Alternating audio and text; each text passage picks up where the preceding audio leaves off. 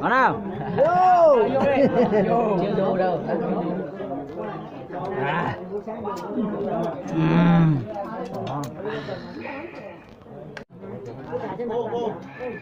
Đấy, cái này nhà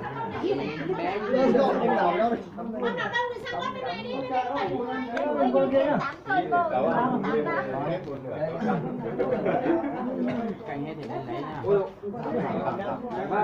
nha. Đấy, cho lên rồi. Có cái canh nào cái đừng mà.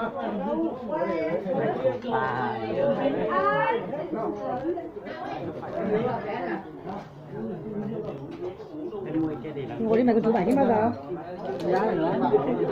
Rồi, đâu hết rồi, đâu hết rồi. Chúc mừng năm mới. Anh Lầu chúc mừng năm mới nhá.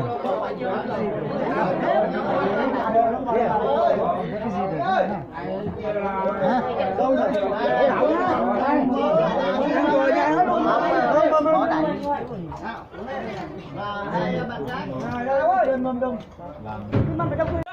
Có bộ đi, có bộ đi, có bộ đi. Không ơi. Không mày bay đem điện thoại lại. Bắt đầu nhá. Bắt đầu nhá.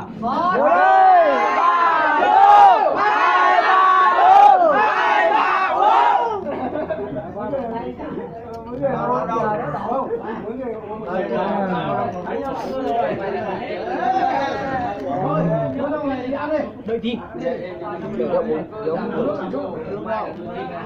Thôi cái gì ngồi với anh là thôi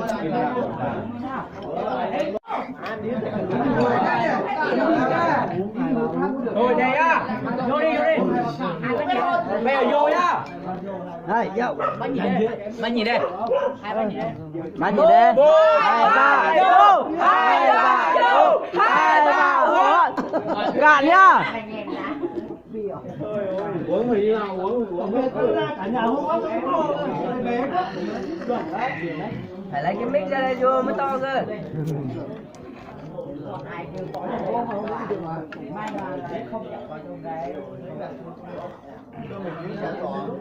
Trương này, Trương, đối đi đứng cẩn thận nha em nha.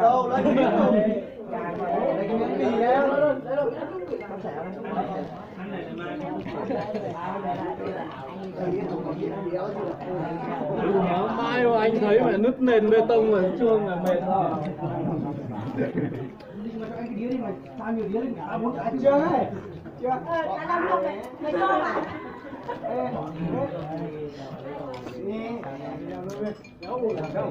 Bắn rồi. Quên ngày anh thích bắn rồi.